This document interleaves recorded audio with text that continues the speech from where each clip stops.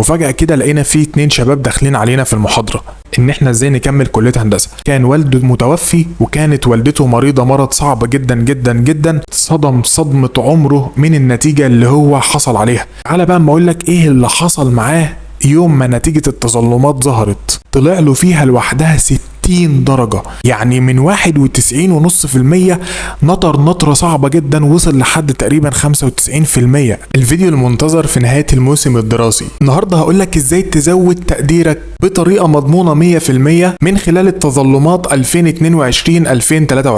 على فكرة عيب عليك قوي ان انت لسه لحد دلوقتي ما نزلتش في عصت اللايك العزيز اللذيذ بتاعك. يا ريت يا صاحبي العزيز ان انت تنزل حالا تعمل لايك للفيديو ده. كلنا عارفين ان باب التظلمات بتاعك فتح من يوم السبت 8/7/2023 لحد يوم الثلاث بتاريخ 25/7/2023. طيب تعالى كده بقى ما اقول لك يعني ايه تظلم وازاي هتعمل التظلم وايه اهمية التظلم لو انت فكرت ان انت تعمل التظلم، وهل انت ممكن اصلا يجيلك درجات من خلال التظلم ده ولا لا. يعني ايه تظلم يا صاحبي العزيز؟ المدرس اللي بيصحح لك الامتحان بتاعك وارد جدا ان هو يغلط او ينسى ان هو يصحح لك سؤال معين، او حتى ممكن يحط لك درجة مش هي الدرجة اللي انت تستحقها. يعني ممكن المدرس بعد ما يكون صحح الورقة بتاعتك يكون هو اصلا عايز يديلك 35 مثلا، فهو من اللخبطة حط لك 25. فانت متخيل فرق 10 درجات دول فرق كبير جدا في النسبة المئوية بتاعتك.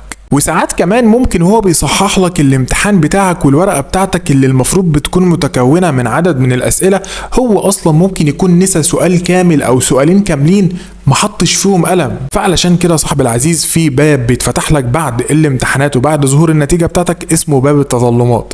طيب تعالى بقى نتعمق في الموضوع اكتر وازاي هتعمل التظلم ده وفين الاماكن اللي انت المفروض تعمل فيها التظلم. بكل بساطة يا صاحب العزيز ان اماكن التظلمات بتاعتك هتدخل على الفيسبوك على اي جروب يخص التعليم الفني، هتلاقي نازل منشور بيتكلم عن الاماكن اللي هيتم فيها التظلمات. بص انا مش هخبي عليك، اماكن التظلم ديت انا عملت عنها سيرش كبير، وفي اماكن اكتشفت ان هي مش موجودة في القائمة اللي نزلت. يعني مثلا محافظة الدقهلية مش موجودة من ضمن القائمة ديت. اللي انا فهمته بصراحة يعني لان انا عملت سيرش كبير جدا علشان ادور على الاماكن اللي مش موجودة ديت، اللي انا فهمته تقريبا، انا مش متأكد ولكن تقريبا ان هم عاملين كل منطقة عاملين لها مكان واحد بس محدد بيشمل المنطقة دي. بمعنى وجه بحري مثلا عاملين لهم مدرسة في دمياط، فكل اللي من وجه بحري بقى الدقهلية المنصورة دمياط كل المنطقة اللي بتضم وجه بحري هيبقى المكان بتاعهم مخصص في دمياط. ده اللي انا فهمته. عندك مثلا في الجو بتاع الصعيد حاطين لك المنيا وحاطين لك سوهاج، فاي حد من الصعيد هو مفيش ليك بس الا المقرين دول بالتحديد هم اللي انت تعمل فيهم التظلم بتاعك. في حاجات بقى انت هتعرفها لو انت رحت تعمل تظلم مش لازم اقولها لك. ابسط المثال زي مثلا ان انت بتدفع 100 جنيه على كل مادة انت بتفكر تعمل فيها تظلم او هتعمل فيها تظلم. تمام؟ طيب انت دلوقتي لما بتروح المدرسة اللي هيتعمل لك فيها التظلم بتاعك بيتم معاك ايه او بيتعامل معاك ايه؟ بكل بساطة انت قبل ما بتروح بتكون مقدم ورقة مكتوب فيها المواد اللي انت عايز تعمل فيها تظلم. هل التظلم مهم ولا لا؟ انا من وجهة نظر التظلم مهم جدا حتى لو انت مش هتجيب منه تقدير. ابسط الامور ان انت هتبقى مرتاح نفسيا وهتبقى مطمن بالنتيجة بتاعتك اللي انت جبتها خلاص ورضيت بالنتيجة بتاعتك. تمام؟ عكس تماما ان انت ممكن تكون جايب تقدير قليل دلوقتي وكان نفسك ان انت يجيلك كمان درجة او 2 أو 3 يزقوك شوية في التقدير علشان تلحق حاجة معينة. ولو انت ما عملتش تظلم هترجع تاني تأنب ضميرك وتقول يا ريتني كنت عملت تظلم، يا ريتني كنت رحت قدمت مش هخسر حاجة، ايه يعني لما ادفع 100 جنيه في كل مادة على الاقل كنت اطمنت وريحت بالي. فانا من وجهة نظري ان التظلم مهم جدا حتى لو انت مش هتجيب منه درجات. انت بتروح تعمل التظلم في المكان اللي هيتم اختياره ليك وبتقعد قدام المدرس بيشوف لك الورقه تاني وبيجمع لك درجاتك تاني من اول وجديد. خلي بالك انت ما بتنقصش منك درجات، لان في ناس بتبقى خايفه يقول لك انا ممكن يتنقص مني درجات وممكن كمان ما تاخدش درجات وهتدفع ال 100 جنيه ومش هتاخدها تاني عادي جدا. بس اهم حاجه ان انت بتكون اطمنت من النتيجة اللي انت اخدتها في الاخر. وعايز اقول لك ان انا في تانية معهد كان في عندنا محاضرة وفجأة كده لقينا في 2 شباب داخلين علينا في المحاضرة. المهم يعني بالمختصر كده لقينا في واحد منهم بدأ يتكلم معانا زي ما تقول كده بيدينا شوية نصايح ان احنا ازاي نكمل كلية هندسة. هو بالفعل كان بيدرس في المعهد ده وقدر ان هو يكمل كليه هندسه. المهم صاحبنا ده يعني اللي احنا فهمناه منه ساعتها ان هو كان والده متوفي وكانت والدته مريضه مرض صعب جدا جدا جدا، وهو كان وحيد لاب وام وكان متكفل بكل مصاريف والدته.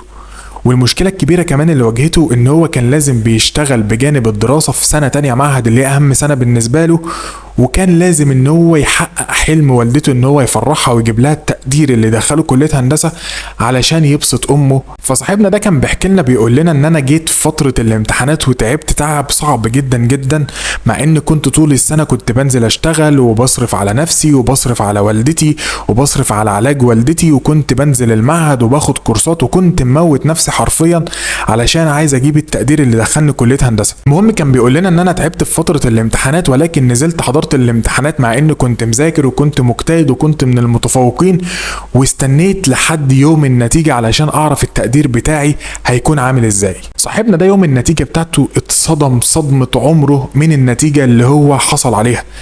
اتفاجئ ان هو لقى نفسه جايب 91.5%، وكلية هندسة من السنة بتاعتنا او السنة اللي قبلها كانت بتقبل من 93 او 93.5، فال91.5 اللي هو جايبهم دول اصلا مش هيودوه كلية هندسة ومستحيل ان هو يدخل كلية هندسة. فبكل بساطة ما استسلمش لحد المرحلة اللي هو واقف عندها دي، اتفتح له باب التظلمات، قال لك انا مش خسران حاجه كده كده، انا هروح اعمل تظلمات. ولما راح يعمل تظلمات قدم في ورقتين لكل ماده، علشان لو في ورقه انت لما بتروح تعمل تظلم بتقدم ورقه علشان يتم تسجيل فيها المواد اللي انت هتعمل فيها تظلمات، وبتروح لهم هناك وبعد كده انت بتروح تعمل التظلم. فهو بيحكي بيقول انا عملت لكل ماده ورقتين علشان لو في ورقه ما وصلتش تتصحح على الاقل يبقى في ورقه تانية احتياطيه. المهم عدي كل ده، وتعالى بقى اما اقول لك ايه اللي حصل معاه يوم ما نتيجة التظلمات ظهرت. يوم نتيجة التظلمات يا صاحبي العزيز الشاب ده اتفاجئ من النتيجة اللي هو حصل عليها. بيحكي وبيقسم بالله ان في مادة طلع له فيها لوحدها 60 درجة. 60 درجة يعني انت بتتكلم في حوالي 3% لوحدهم بس كده في مادة، غير ان في مادتين 3 واخد منهم كام درجة كمان. يعني من 91.5% نطر نطرة صعبة جدا وصل لحد تقريبا 95%. انت متخيل؟ وكل اللي دفعوا تقريبا 300-400 جنيه في مواد حس نفسه ان هو اتظلم فيها، وفي الاخر دخل كلية هندسة. انا بقول لك القصة دي علشان انت تتعلم منها ان مادام قدامك الفرصة لعل ان انت يجيلك درجات، لعل ممكن درجة واحدة تفتح لك مجال تاني انت كنت متخيل ان هو ما يتفتحلكش.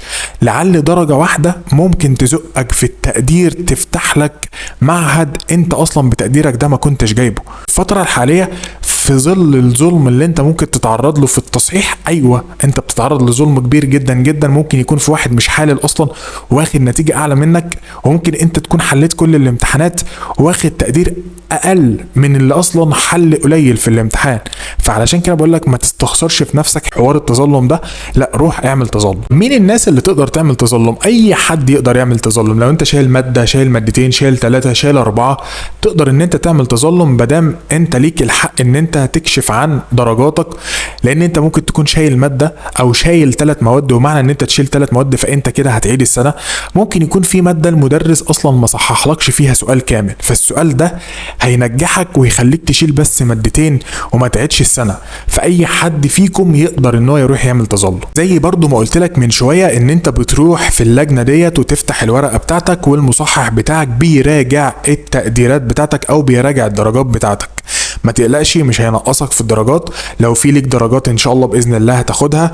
وحقك جدا جدا جدا جدا ان انت لو في ماده انت حاسس نفسك مظلوم فيها، حقك ان انت تروح تعمل فيها تظلم. وعايز اقول لك انت هتتظلم في النتيجه بتاعتك، وانا متاكد ان كلكم او نسبه كبيره منكم مظلومه في النتيجه بتاعتها. وانا متاكد ان انت في مواد انت المفروض تجيب فيها تقدير عالي جدا، ولكن انت اكتشفت ان التقدير بتاعك قليل عن ما انت كنت متوقع. ولكن عادي جدا، انت ربنا اختار لك النتيجه ديت، بس لسه في قدامك فرصه ولسه في قدامك خطوه، خدها. على الاقل هتريح ضميرك وهترتاح نفسيا وهترتاح كده من جواك. حتى لو انت ما خدتش من التظلمات ديت اي درجه، بس انت في النهايه هتكون مبسوط ومطمن وراضي بالنتيجه بتاعتك. المهم خطوة مهمة جدا لازم تاخدها قبل ما تروح تعمل التظلم، ان انت تنزل المدرسة بتاعتك وبرضو تستفسر وتسأل فين المكان اللي انت تعمل فيه تظلم، وكمان تعرف ايه الاوراق المطلوبة منك علشان تقدمها وانت رايح تعمل تظلم. تمام. وللمرة المليون يا صاحبي العزيز، ما تستخسرش في نفسك. ممكن يجيلك درجة عادي، تدفع 400 500 جنيه في 5 مواد، بس انت ممكن يجيلك درجة تزقك. صدقني والله العظيم في ناس كتير جدا بيجيلها درجات والتقدير بتاعها بيرفع رفعة هو اصلا ما كانش يحلم بالرفعة ديت. فما تستخسرش في نفسك حوار التظلم ده. حاول على قد ما تقدر ان انت الايام اللي جايه باسرع وقت ممكن ان انت تروح تعمل التظلم، لان زي ما قلت لك في البدايه ان نهايه التظلم يوم الثلاث في تاريخ 25/7/2023. اعتقد كده يا صاحبي العزيز ان احنا في نهايه الفيديو. طبعا يعني ما تنساش ان انت ترزع اللايك الجميل بتاعك، ويعني ان شاء الله باذن الله اشوفك على خير في الفيديو اللي جاي. سلام.